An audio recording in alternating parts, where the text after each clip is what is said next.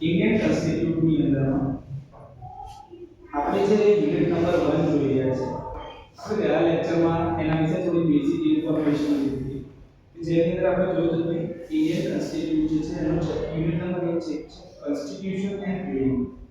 એટલે ભારતના સંવિધાન વિશેની વાતચીત કરી હતી અને એની અંદરમાં જે પેરામીટર અથવા તો જે અલગ અલગ વિભાગ આપેલા હતા એના સિલેબસની અંદરમાં તમને 4 અલગ અલગ ટોપિક આપેલા છે.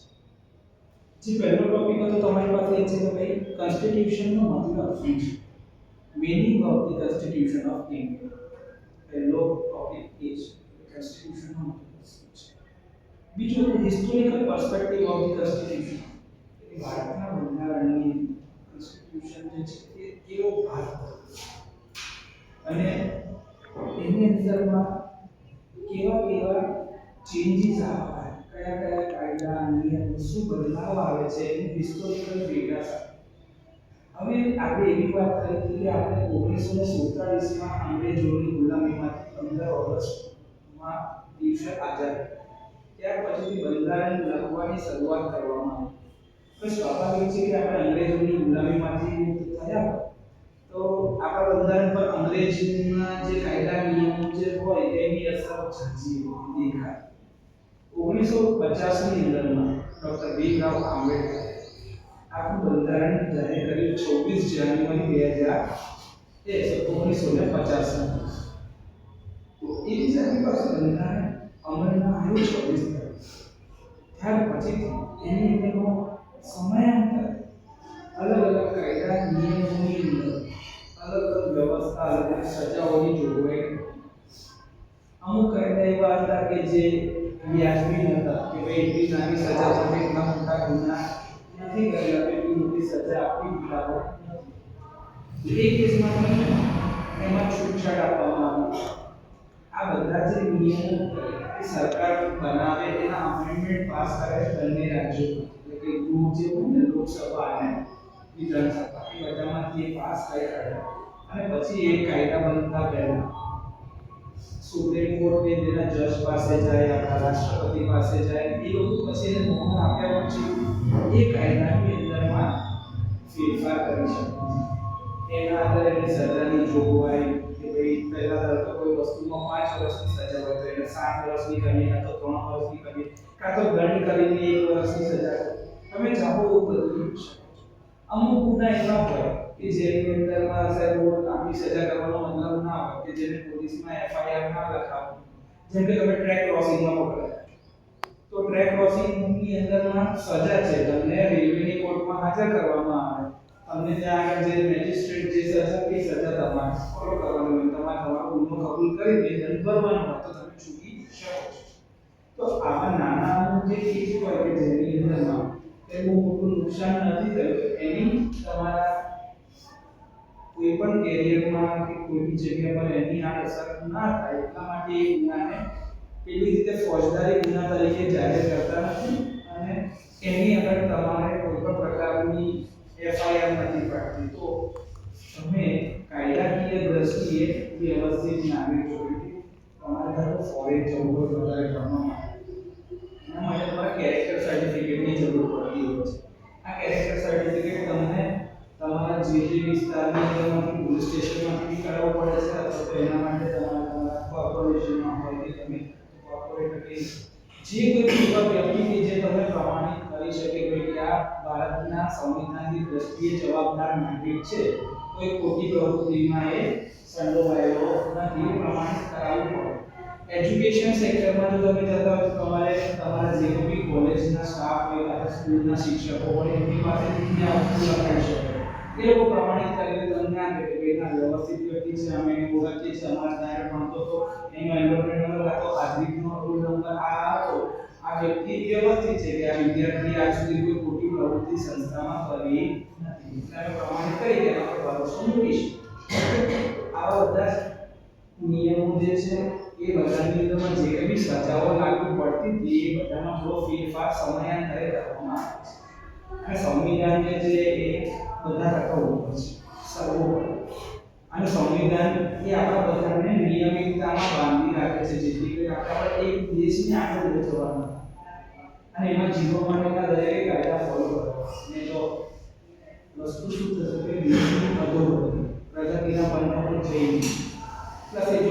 ના ફોલો કરો તો એનાથી નુકસાન આગળ જતા આવવાનું છે. તમે આડેધડ સિગ્નલ બ્રેક કરો છો અને વ્હીકલ ચલાવો છો તો એક્સિડન્ટ થવાના ચાન્સ છે. તમારે એક્સિડન્ટ થાય તો એ કેસમાં તમે સિગ્નલ ફોલો ના કર્યું હોય તો એ કેસમાં એક્સિડેન્ટલ ક્લેમ બી પાસ નહીં થાય. આવા બી આ તો સારું છે કે હજી ઇન્સ્યોરન્સ કંપની એ બધી વસ્તુઓ નથી માંગી, પણ એથિકલી આ વસ્તુ ઉપર કે ભાઈ તમે એક્સિડેન્ટલમાં તમારી પાસે વીમો છે એનો વીમો થોડી તમે ગમે તેવું સાધન ચલાવો, તમે નહીં અથાડો, સિગ્નલ ફોલો ના કરો, રેડ લાઈટ આપી હોય તો બી ફૂલ સ્પીડે જવા દો ને જે લાઈટ આપે એમાં હાથ વાળો તો શું કરે સિગ્નલની વસ્તુ. આવા નાના બી ગુનાઓ જે છે એ બી નોંધ લેવાય છે, પણ એની અસર એમાં મોટા લેવલ પર ન થતી જેથી કરીને તમારું કેરેક્ટર સર્ટિફિકેટ ખરાબ થઈ છે, તમને જેલની સજા એ બધી વસ્તુઓમાં થોડી છૂટછાટ કરવામાં બીજા છે કે ભાઈ આપણા સંવિધાનની અંદરના જાણવા જેવા જે ભાગ છે અથવા જે ફીચર્સ છે તમે જોયું તો તમે મોબાઈલમાં કયા ફીચર્સ છે તો તમે તરત એક્સપ્લોર કરવા એ વસ્તુ સંવિધાન જે છે એ સંવિધાનની અંદરમાં કયા ફાયદા છે, મારી ફરજ શું છે, મારા અધિકાર શું છે, હું ત્યાં આગળ જઈને શું વસ્તુની માંગણી કરી શકું છું. Right of information, right to information RTI નો એક્ટ છે ને નવો આવ્યો એને ઇન્ફોર્મેશન લો તરીકે પોતાની વેબસાઇટ ઉપર બધી ઇન્ફોર્મેશન આપવી ફરજિયાત હોય છે. રોજનું જનરેશન જે છે તો એ ખબર જનરેશનની કે સોલાર કે આપણો પાવર પેદા થઈ ગયો છે ઇન્ફોર્મેશન આપવી ફરજિયાત એ માણસનો અધિકાર છે. જેમ કે આપણે બિલ પે કરી રહ્યા છીએ તો આપણે એ જાણવું જરૂરી હોય છે. તો દરેક સેક્ટરની અંદરમાં આ વસ્તુ તમે ઇવન તમારા જમીન રિલેટેડના કોઈ કાયદા હોય તો તમે ખબર આરટીઆઈ કરીને માહિતી માંગી શકો કે આ સર્વે નંબરની અંદરમાં આ વિભાગની અંદરમાં માહિતી આપે કે કોના કોના નામે તો જે જૂના જમીનમાં કે જ્યાંથી એનું રજિસ્ટ્રેશન થયું ત્યાંથી લઈને અત્યાર સુધી એ જમીન કોના કોના ભોગવટામાં આવી છે બધી ડિટેલ તમને આપવા માટે બંધેલા છે. એમાં એવું છે કે ભાઈ 7 દિવસની અંદરમાં એનો જવાબ કરવો ફરજિયાત છે. 7 દિવસમાં ના થાય તો તમે બીજો એક રિમાઇન્ડર આપીને માંગી શકો. દરેક કયા પ્રકારની ઇન્ફોર્મેશન છે ને ક્યાં આનાથી કરાવી છે તો એના નિયમમાં લખેલું કે 15 દિવસની લાગે કે મહિનો છે 45 દિવસની અંદર છે બધી જ વસ્તુ રહેશે. બીજું કે તમે કોઈ વસ્તુ પર પોતાનો અધિકાર કરો એ અધિકાર પણ બીજાના નામ પર એ વસ્તુ બોલતી હોય રેકોર્ડમાં તો ખબર છે કે છાપવામાં આવે છે જાહેર નોટિસ કરીને ન્યૂઝપેપરમાં આવે છે ને કે ભાઈ ફલાણી વ્યક્તિ આનો અધિકાર માંગી રહી છે પરંતુ ફલાણા રેકોર્ડ પ્રમાણે આનું નામ આ સંપત્તિ પર બોલી રહ્યું છે. જો કોઈને આ બાબતે કંઈ વાંધો હોય તો દિન 15 માં એની જાણ કરવી અને કચેરી પર રૂબરૂ આવીને પોતાના ડોક્યુમેન્ટ સાથે કરાઈ કરી અને પોતાનો અધિકાર બતાવો. આવે છે ને લીગલ ઓપિનિયન હોય છે પછી એ બધું જો તમે પ્રોપર સાચું હોય તમારું તો સામેવાળાને બી ખોટું પોઝેશન માટેની અરજી અથવા તો ખોટું કામ કરાવવા માટે જે એપ્લિકેશન કરે છે એની સજા થઈ શકે છે. આ બધા કાયદાઓ વિશેની માહિતી અંદર આપેલી છે. આ અલગ અલગ સેક્ટરના નિયમો એટલે બધા રીતે સંવિધાન વિશે તમે બહુ ઓછું જાણો છો. સંવિધાન જે છે એના પાયાના સિદ્ધાંતોમાં બે વસ્તુ છે તમારી ફરજ અને તમારા અધિકાર. એ બંનેના લીધે થઈને આપણો દેશની પ્રગતિ થઈ શકે છે. જો તમે તમારી ફરજનું પાલન બરોબર કરતા હોય તો નિયમ ચોક્કસ પાડતા હોય, લાંચ રૂશ્વત ના લેવાતી હોય, દરેક જણ પોતાના ઓફિસ અવર્સમાં પોતાનું જે કામ કીધેલું હોય એ ફોલો કરતા હોય, પ્રોપર કામ કરતા હોય તો દેશ આગળ વધે કે પાછળ જાય? આગળ વધે.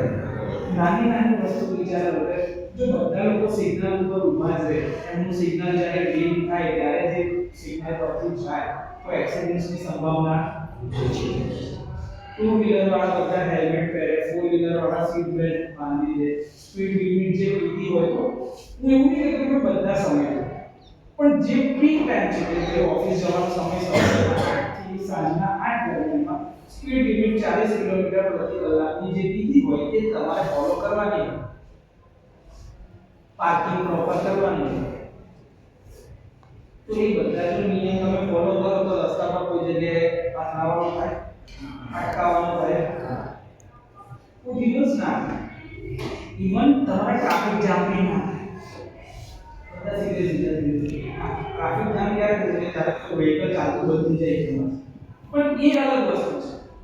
પણ જો નિયમ બીજા કાયદા પર હોય તો થશે.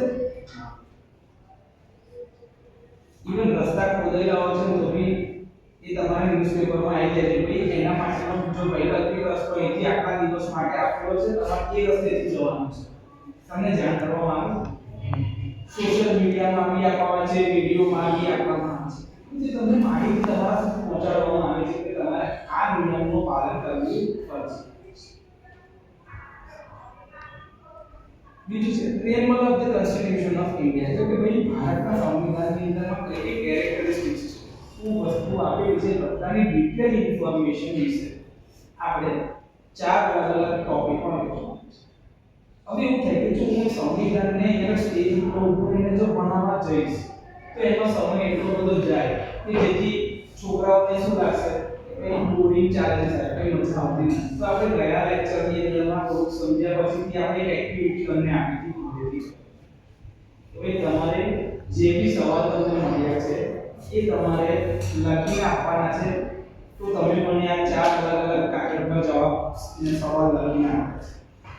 આજે આપણે ક્વિઝના ફોર્મમાં એટલે જોવા માંગીએ છીએ પરીક્ષાની અંદરમાં એમસીક્યુ ટાઈપની એક્ઝામ તમારી લેવામાં આવે તો આવા સવાલો તમને પૂછવામાં આવશે. તો આપણે એકાદ સવાલ જે છે લઈને ચાલુ કરીએ એના વિશે જે કંઈ માહિતી હોય તમારે આપવાની છે. આ એક્ટિવિટી આપણે દરેક લેક્ચરની અંદરમાં શરૂઆતની 15 થી 20 મિનિટ માટે હવેથી કરવાના છીએ. બીજી એક્ટિવિટી બી તમને સજેસ્ટ કરવામાં આવશે. આ તો પહેલો કરીશું. તો રેડી? દરેકને મોબાઈલની અંદરમાં આની પીડીએફ આપેલી છે. તમે તમારા મોબાઈલની અંદરમાંથી બી એના જવાબ હમણાં આપી શકો છો. તમને કોઈ જ ના નથી. ખાલી એટલું છે કે તમે એ બાબતે એનો જવાબ જાણતા થવા જોઈએ. બરાબર છે? ચલો પહેલો સવાલ પૂછું છું કે ભારતીય બંધારણ ભારતને શું જાહેર કરે છે? એકાત્મક રાજ્ય કે રાજ્યોનો સંઘ? બી બેચ વાળા વિદ્યાર્થીઓ જે આપણે પીડીએફ આપી છે એમાં રાજ્યોનો સંઘ. રાજ્યોનો સંઘ એટલે સંવિધાન મુજબ આપણો ભારત દેશ છે એમાં ટોટલ 29 કે 28 રાજ્ય છે. 28. તમે આ વસ્તુથી માહિતગાર થઈ ગયા છો. એ વસ્તુ જો આમાં જે તમને ત્યાં ઉભા રહીને મેં ઇન્ફોર્મેશન આપી દીધી કે તમે જો ભૂલી ગયા છો તો તમને વધારે ખબર પડે. તો 29 રાજ્યો ભેગા થઈને આખું એક સંઘ બને છે ભારત રાજ્ય રિપબ્લિક ઓફ ઇન્ડિયા એટલે કહીશું. હવે આ જે 28 રાજ્યો જે છે એ પહેલા પોતે અલગ અલગ રાજા રજવાડાઓની અંદર હતા અને આ બધા રજવાડાઓ છૂટા છૂટા ત્યારે દરેકની સીમો અલગ અલગ હતી અને તે સમયે સરદાર વલ્લભભાઈ પટેલે ભેગા થઈને બધા રજવાડાઓને એક કરીને અખંડ ભારત બનાવેલું. તે સમયે પાકિસ્તાન જે હતું એ આપણો ભાગ હતો અને બાંગ્લાદેશ હતું એ બી ઇન્ડિયાનો એક ભાગ. એ અખંડ ભારત હતો. ત્યાર પછીથી આપણે જ્યારે આઝાદ થયા ત્યારે 1947માં 15 ઓગસ્ટે ભારત બન્યો અને 14 ઓગસ્ટ 1947 પાકિસ્તાનના ભાગલા આપણામાંથી છૂટું. એટલે પંજાબની ઉપરનો જે ભાગ આખો થયો છૂટો એ પાકિસ્તાનમાં હતો, પૂર્વ પાકિસ્તાનમાં. નીચે રહ્યું બાંગ્લાદેશ. એ બી આપણે થોડા વર્ષો પછીથી અલગ. આવી રીતે ભારતના બે ભાગ અને અત્યારે જે ભારતના બે જોઈએ છે એમાં 28 રાજ્યો ભેગા છે. તો આમાં હવે કોઈને કોઈ ડાઉટ છે? ના. તો ભારતીય બંધારણ ભારતને શું જાહેર કરે છે? રાજ્યોનું સંવિધાન. એ બેચની અંદરનો પહેલો સવાલ છે કે ગરીબો અને શોષિતોને ઝડપી અને સસ્તો ન્યાય પૂરો પાડવા માટે તથા વિલંબ નિવારવા માટે અદાલતોનું આયોજન કરવામાં આવે છે. કયા પ્રકારની અદાલતોનું આયોજન થાય છે? ગ્રામ અદાલત, લોક અદાલત, આપ અદાલત કે ગ્રાહક અદાલત? લોક તમે જોયું છે કે તમારા ગામની અંદર બહાર સરપંચની હાજરીમાં અને ગામના પંચની હાજરીમાં ધારો કે લાઇટ બિલ લોકો ભરતા નથી તો જીબી વાળા લોકો અદાલત કરે છે અને એમના ઉપર જે ભાઈ તે કેમ બિલ ભર્યું નથી તે ચોરી કેમ કરી છે તે શું કપાય તો એ કાયદાની અંદરમાં આટલા બધાની ઉપર બધાને અલગ અલગ રીતે બોલાવીએ તો એ નિવારણ આવે તો જલ્દી નિવારણ આવે શું કરે કે ઓથોરિટી વાળા ડાયરેક્ટ ત્યાં પહોંચી જાય એ લોકો નક્કી કરે ધારો કે હું જીબી તરફથી આવ્યો છું અને ત્યાં પર બિલ ભર્યું નથી તો શું થાય હું કહું ભાઈ તારી સજા અને અંદર લેટ પેમેન્ટ છે તે જેટલી બિલ ચોરી કરી છે એના લીધે થઈને તારે 50,000 નું ચૂકવણું કરવાનું બાકી રહે છે એટલે તું શું કહીશ 50,000 તો મારી પાસે નથી સાહેબ થોડી માફી મળતી હોય તો જોવો જરા હું બિલ ભરી શકું છું પણ મને એના માટે થોડી મુદત આપો અને મને આજે મારું બિલ છે નાના હપ્તામાં કરી આપો અને થોડીક માફી આપતા હોય તો સારું પછી સરપંચને આ લોકો ભેગા થઈને ડિસ્કશન કરીને તમારી માટે જીબી વાળા બધા ભેગા થઈને કે ભાઈ હા તારે 30,000 નો દંડ ભરવાનો છે પણ દર મહિને તારે 3,000 ના હપ્તા ભરીને 10 મહિનામાં એ દંડ પૂરો કરવાનો રહેશે જો તું 10 મહિનામાં ના કરે તો પેલા જે 20,000 ની માફી તને મળવા પાત્ર છે એ મળશે એ તારે પછીના 2 મહિનામાં બીજા 20,000 ભરી દેવા પડશે એટલે એ વર્ષમાં તારે તારો દંડ ચૂકવવો સાથે હવેથી દર મહિને જે રેગ્યુલર બિલ આવે છે એ તો ભરવાનો જ છે આવા ચુકાદા આવતા હોય છે લોકો એટલે લોક અદાલત એવું છે કે લોકોની અદાલત લોકો સુધી પહોંચીને એના કાયદાકીય રીતે નિવારણ લાવવા તો આટલા બધા કેસ જે છે આખા ગામના ભેગા થઈને એક જ જગ્યાએ સોલ્વ થઈ જાય તો જીબી રિલેટેડના કેસ માટે વારે ઘડી લોકોને બોલાવવા પડે ધક્કા ખાવા પડે સમય બરબાદ કરવો પડે હા ઈઝી થઈ જાય આવું લોક અદાલત ખાલી ઇલેક્ટ્રિસિટી માટે નહીં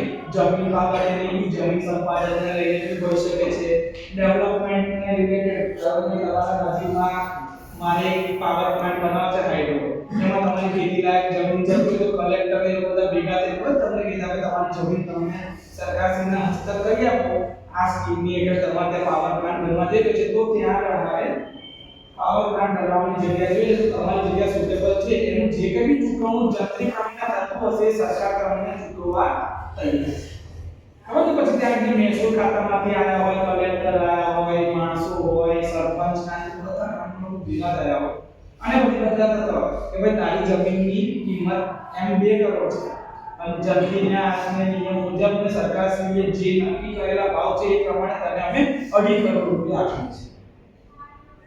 છીએ તો એ 2.5 કરોડ એના નામ પર થાય પછી ચેક ની તે બધું જે બની તમારા નામથી છે તમારી જમીન તમે કોના નામે કરી આપો ત્યારે પેલા કાયદાકીય નોટરી વાળા બધા બેઠા જોયા સ્ટેમ્પ પેપર પર લખાણની અંદર તૈયાર થઈ જાય અને તમે ત્યાં બધાની સામે સહી કરવામાં આવે કોઈ તમારા પર પ્રેશર ના હોય આ જ રીતે કાયદાકીય રીતે આનું સોલ્યુશન આવતું તમે આ બધી અમુક વસ્તુઓ તમે પિક્ચરોમાં બી જોતા હો છો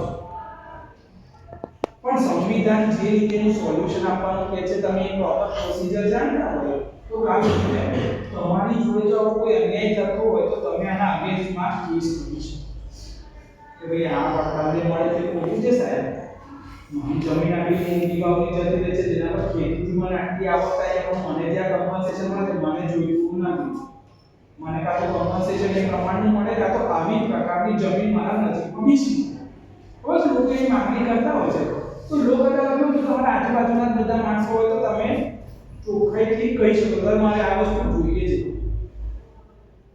પછી બંને પ્રકારની માંગણીઓ જો બંને બાજુથી સંતુલિત થતી હોય તો તેમાં બેલેન્સ થઈ શકે તો આપી શકાય એવું છે તો જ મંજૂર થાય અને જો એ થાય ને તો પછી એ જજમેન્ટ આપણે જજમેન્ટ પર આપી દેવાનું એટલે કેસ શું થઈ ગયો તારીખ બી ના પડે સમય બી બરબાદ ના થાય અને એક જ જગ્યાએ સોલ્યુશન સમયની બી બરબાદી એટલે પેટ્રોલની બરબાદી રિસોર્સિસની બરબાદી બધું બચી જાય સીધા ચોડાઈ પૂછેલો જે સવાલ એ કરશે ભારતની બંધારણ સભાનો પ્રાથમિક હેતુ શું હોય આપણે બંધારણ સભા કેમ બનાવી એક કે ભારતના બંધારણનો મુસદ્દો ઘડવો એ વખતે ભારત બંધારણ ઘડવાનું છે જે આપણે સ્ટ્રક્ચર બનાવવું ને મુસદ્દાનો બધું થાય સ્ટ્રક્ચર બીજું બ્રિટિશ શાસનથી આઝાદી મેળવવાની કે 1947 માં આઝાદ થયા પણ જ્યાં સુધી બંધારણ આપણું ના ઘડાયું ત્યાં સુધી આપણે એની મદદ લીધી ત્રીજું સરકારની ફેડરલ સિસ્ટમની સ્થાપના કરવાની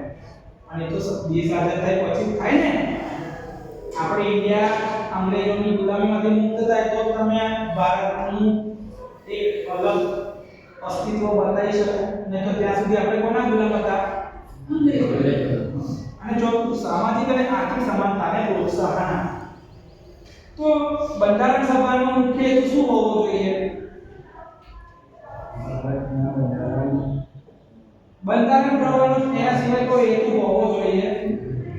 પહેલું કામ એ હોય ને કે બંધારણ ઘડવાનું છે, તમે જેટલું જલ્દી બંધારણ ઘડો એટલા જલ્દીથી બીજા કાયદા કાનૂન ઇમ્પ્લિમેન્ટ કરી શકાય. ક્લિયર? ગ્રુપ ડી વાળાએ ટિકિટ લખી નાખી કે સંવિધાનની પ્રસ્તાવનામાં हमने लोग एक एवी सत्ता दर्शावे છે, राजकीय सत्ता, लोकशाही, लोक सत्ता के संसद? लोकशाही. કેમ કે જો हमने लोग એટલે આપણે બધા લોકો, જો આપણે બધા લોકોના પાસે પાવર હોય તો એને કઈ પ્રકારની સત્તા કહી શકાય? લોકશાહી અલગ વસ્તુ છે. લોકશાહી શું બતાવે છે કે ભાઈ લોકો દ્વારા, લોકો માટે, લોકોથી ચાલતી વ્યવસ્થા. પણ આપણે બધા કાયદા કાનૂન જાણતા નથી એટલે આપણે શું કરીએ કે ભાઈ જે કાયદા કાનૂન જાણતા હોય એ પ્રમાણે જો એ નિયમ કરતા હોય એ પ્રમાણે બધો વહીવટ કરતા હોય એને આપણે ઇલેક્શનમાં જીતાડીએ છીએ અને આપણી સત્તા આપણે એને સોંપી છે. ઇલેક્શન એટલે શું છે? તમે બધા દેશને આગળ લઈ જવા માટે જવાબદાર છો, પણ તમે બધા એક જ દિશામાં ચાલશો એની ગેરંટી છે? આપણા કોઈ ઘર જ એક દિશામાં નહીં ચલાવતા, આપણે દેશ એક દિશામાં ચલાવો. એટલે શું કીધું ભાઈ કે તમે નક્કી કરો કે કયા માણસને જીતાડવો છે. એટલે તો ઇલેક્શન થાય છે ને, અલગ અલગ રાજકીય પાર્ટીના લોકોને આપણે આપણું જે કેન્ડિડેટ કામ કરતો દેખાય છે આપણે વોટ આપીએ છીએ. એ વોટ આપીએ છીએ એટલે શું થાય કે આપણા બધા વતીનો અધિકાર લેવાની જવાબદારી કોની થઈ જાય? એ વ્યક્તિ. આપણે જીતાડે ને ગામના બધા ડિસિઝન કોણ લે છે? કેમ સરપંચ એકલો ડિસિઝન લે છે? પણ સરપંચ એકલો ડિસિઝન લે છે ખરો? સરપંચની જોડે એના સભાના સભ્યો હોય અને ગામના અમુક લીડર લોકો બી હોય કે જે આ બધી સત્તામાં એમને તો સજેશન આપે. પ્રાથમિક શાળાના શિક્ષકને બી એ લોકો બોલાવે કે જો આ નિયમ આયા છે તે આ નિયમમાં કે જાણવાનું છે કાં તો લોકો સુધી પહોંચાડવાનું હોય તો તમે પહોંચાડી. બધા અલગ અલગ લેવલના માણસોને ભેગા કરીને આપો. બીજો એક સવાલ જોઈએ અત્યારે કે બી બેચ વાળા છોકરા બીજો એક સવાલ છે. ભારતીય બંધારણનું કયું લક્ષણ તેની સંઘીય રચનાને પ્રતિબંધિત કરે છે? એકલ નાગરિકત્વ, કેન્દ્ર અને રાજ્યો વચ્ચેની સત્તાનું વિભાજન અથવા તો સંકલિત ન્યાયતંત્ર? ચાલો, કયું લક્ષણ છે કે જે આપણે સંઘીય રચના છીએ એવું કરે છે કે આપણે એક સંઘ છીએ, ભેગા છીએ?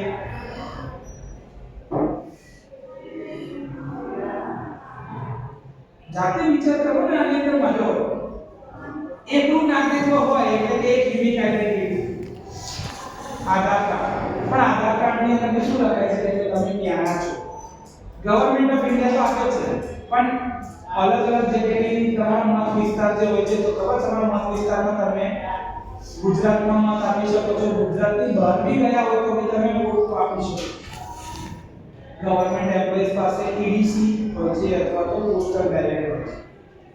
એ જે લોકો બહારથી બી પોતાના વોટ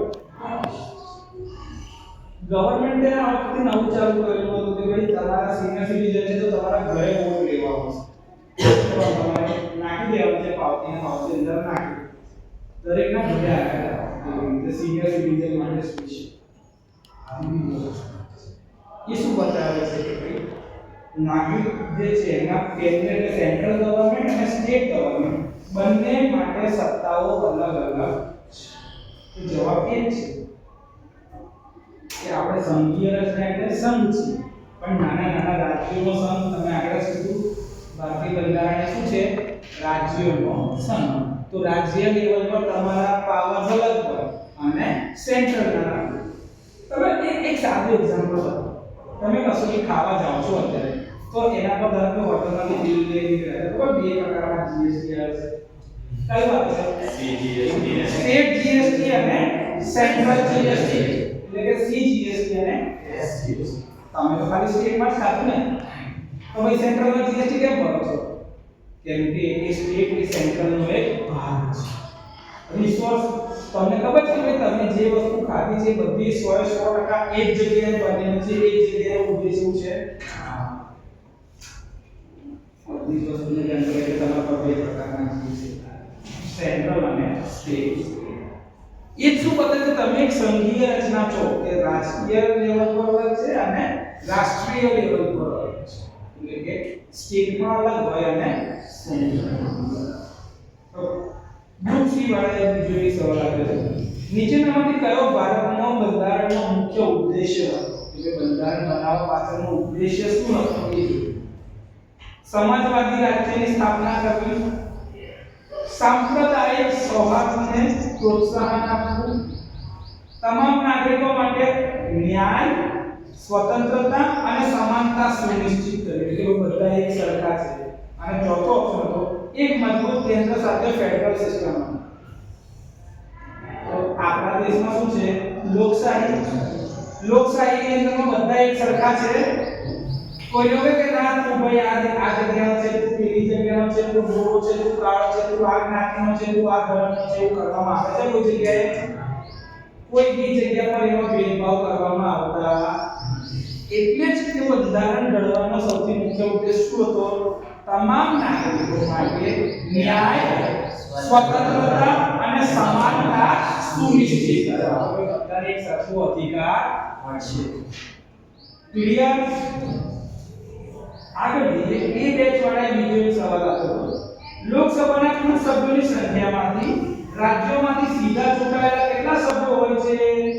520 કરતા વધુ નહીં, 515 કરતા વધારે નહીં, 510 કરતા વધારે નહીં, અથવા તો 530 કરતા વધારે નહીં. બોલો. 530 કરતા વધારે. 530 કરતા વધારે. આની અંદરમાં અલગ અલગ કેડરના લોકોને બી ડાયરેક્ટ રાજ્યસભાની અંદરમાં નોમિનેટ કરવામાં આવે છે. તમને ખબર છે સચિન તેંડુલકરને બી રાજ્યસભાના માનનીય સાંસદ તરીકે લીધેલા છે. એને બી આવું એક વિશિષ્ટ સન્માન આપેલું છે. એ તો ભાઈ એ તો કોઈ ઇલેક્શન તો લડ્યા નહીં, પણ એ વિશિષ્ટ પાવર છે. ગવર્નમેન્ટ એવું કહે છે બધા ક્ષેત્રની અંદરમાં જે સારું કામ કરતો હોય એ વ્યક્તિને રાજ્યસભામાં નોમિનેટ કરવામાં આવે છે. પણ પછી એ ફરજિયાત નથી હોતું કે તમારે જવાનું. એમાં એક નિયમ છે કે ભાઈ તમારે જવું જરૂરી છે. પણ જો તમે ના જાઓ તો એ તમારી સભ્યતા કેન્સલ નહીં કરવાનો અધિકાર એમની પાસે હોય. કારણ કે તમને કોઈ સભ્યતા બનાવે પણ તમે દરેક વખતે આ જઈ ના શકતા હોય કે તો બીજા કારણથી, તો તમને મેમ્બર તરીકે રાખવાનો કોઈ મતલબ હોતો નથી. સમજે કેમ રાખે કોઈ તમને? ચલો તમને રાખ્યા મેમ્બર તરીકે, તમારું કોઈ કારણથી ડેથ થઈ ગઈ, કાં તો પેરાલાઇઝ થઈ ગયા, મગજ ચાલતું બંધ થઈ ગયું, તો એ કેસની અંદરમાં એ જગ્યા પર નવા વ્યક્તિની નિમણૂક કરવાનો બી અધિકાર છે.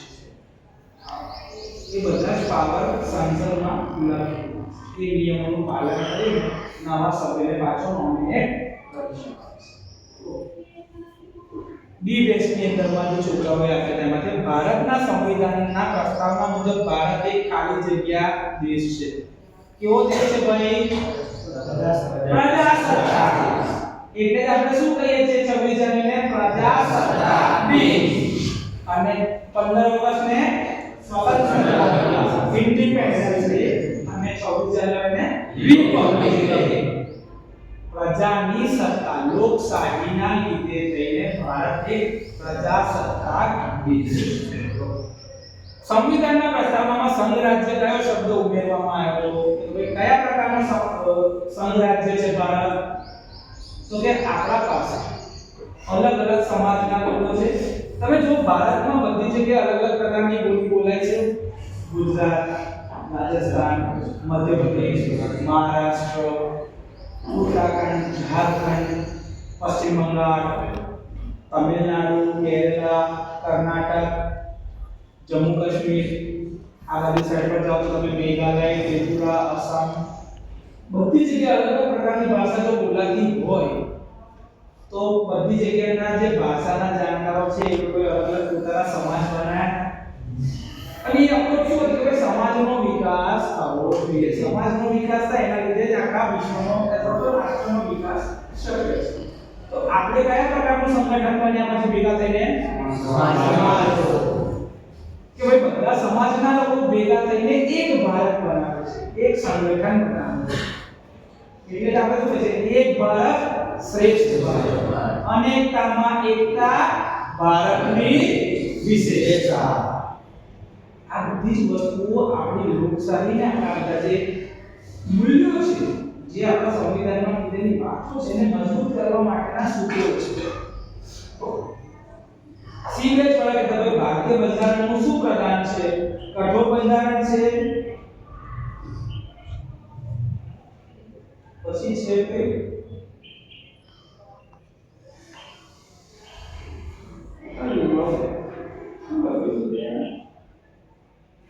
એ ભાઈ અંશતઃ કઠોર અને અંશતઃ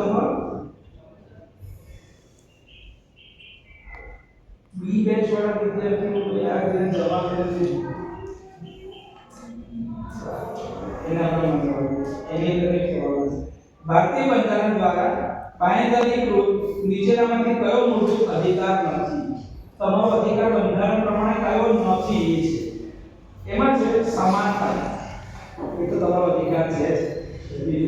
વાણી અને અભિવ્યક્તિનો અધિકાર, વ્યક્તિ સ્વાતંત્ર્ય, પોતાની જાતને તમે વ્યક્ત કરી શકો છો, બોલી શકો છો, તમે શું ફીલ કરો તેનો અધિકાર છે તમારા પાસે. ત્રીજું છે મિલકતનો અધિકાર. તો સ્વાભાવિક છે કે બે હોય તો ત્રીજો નથી. ક્લિયર? જો આ જ વસ્તુ હું સ્ટેજ પર ઉભો રહીને બોલ્યા કરું તો તમને આમાં કાઢી, પણ આ જ વસ્તુ ઓપ્શનની સાથે સમજતા જઈએ તો કેટલું ઈઝી સમજાય. મગજમાં વાત બી ઉતરી જાય, કયો સાચો ઓપ્શન છે એ ખબર પડે. ઓકે, તો આજે અહીં સુધી જ રાખીશું. હવે અટેન્ડન્સ કરીએ.